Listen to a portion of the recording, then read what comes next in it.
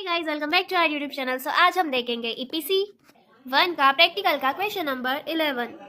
मुझे जो क्वेश्चंस जो क्वेश्चंस के आंसर्स मिल गए वो मैंने पहले लिख लिए, ठीक है। तो इजी क्वेश्चन पहले मैंने लिख लिए। तो क्वेश्चन नंबर 11 है, जीवनी क्या है? किसी एक महान व्यक्ति की जीवनी लिखिए। तो सबसे पहले हम हेडिंग लिखेंगे बायोग्राफी।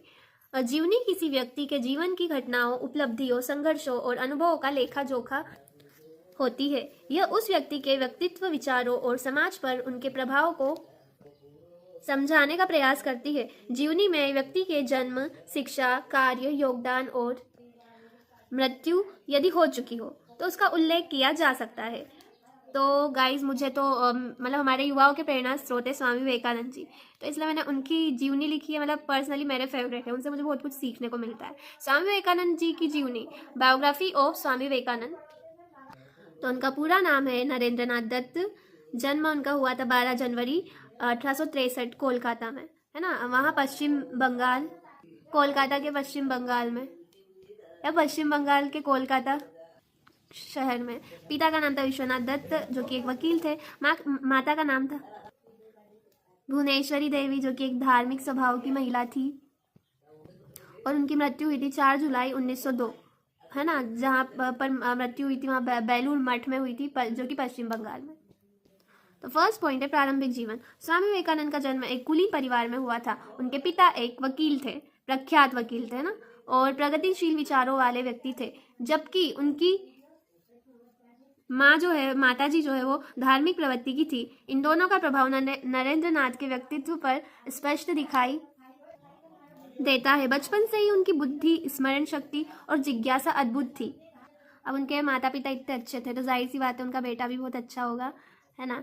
अब उन्होंने उनको जो संस्कार दिए है ना, उन पर डिपेंड करता है। फिर सेकेंड है शिक्षा। नरेंद्र नाथ ने कोलकाता के प्रतिष्ठित संस्थानों से अपनी शिक्षा प्राप्त की। उन्होंने दर्शन, इतिहास, साहित्य और धार्मिक ग्रंथों में गहरी रुचि दिखाई। वे वेद, उपनिषद और गीता जैसे ग्रंथों का अध्ययन करने के साथ साथ पश्चिमी दर्शन और विज्ञान का भी ज्ञान रखते थे। थर्ड पॉइंट है रामकृष्ण परमहंस से भेंट।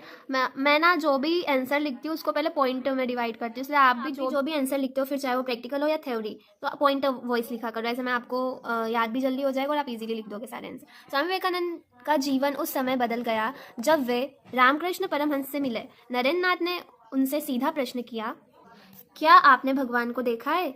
इस पर रामकृष्ण ने उत्तर दिया, हाँ, मैंने देखा है, उतना ही स्पष्ट जैसे मैं तुम्हें देख रहा हूँ। इस उत्तर ने नरेंद्र नाथ को गहराई से प्रभावित किया और वे उनके शिष्य बन गए। फोर्थ पॉइंट है संन्यास और नया नाम। रामकृष्ण परमहंस की मृत्यु के बाद नरेंद्र नाथ ने संन्यास ग्रहण कर लिया था और अपना नाम स्वामी विवेकानंद रखा। उन्होंने युवाओं को सेवा, त्याग और आध्यात्मिकता के मार्ग पर चलने के लिए प्रेरित किया। फिफ्थ पॉइंट है शिकागो धम्म महासभा 1893। स्वामी विवेकानंद ने सन 1893 में शिकागो, अमेरिका में विश्व धर्म महासभा में भारत और हिंदू धर्म का प्रतिनिधित्व किया। उन्होंने अपने भाषण की शुरुआत भाइयों और बहनों कहकर की, जिससे पूरा हॉल तालियों से गूंज उठा। उनके भाषण ने भारतीय संस्कृति और आध्यात्मिकता को विश्व स्तर पर पहचान दिलाई। 6 पॉइंट है समाज सुधारक के रूप में योगदान। स्वामी विवेकानंद ने युवाओं को अपने चरित्र, आत्मनिर्भरता और कर्तव्यनिष्ठ पर बल देने की शिक्षा दी। उन्होंने महिलाओं की शिक्षा और सशक्तिकरण पर जोर दिया। उनका मानना था कि गरीबों की सेवा करना ही ईश्वर की भक्ति है। उन्होंने वेदांत और योग के महत्व को दुनिया के सामने रखा। ये जो विचार है स्वामी विवेकानंद जी का कि गरीबों की सेवा करना ही ईश्वर की भक्ति है, यही सेम थॉट मेरा भी है। क्योंकि मान लो आप ईश्वर की बहुत भक्ति कर रहे हो, ठीक है, ईश्वर तो कण कण में है, हमारा यूनिवर्स जो है वो एनर्जी से बना है और कण कण में ईश्वर है, ठीक है। और आप इधर भगवान की भक्ति कर रहे हो और उधर लोगों के साथ अच्छे से बिहेव नहीं कर रहे हो, किसी के प्रति ईर्ष्या, जलन, या फिर अच्छे से बात नहीं करना, बिहेव नहीं करना, अपने काम में इतना बिजी रहना कि अपने रिलेटिव्स को इग्नोर करना, अपने मदर फादर, अपनी वाइफ या हस्बैंड, है ना। तो ये सही नहीं है।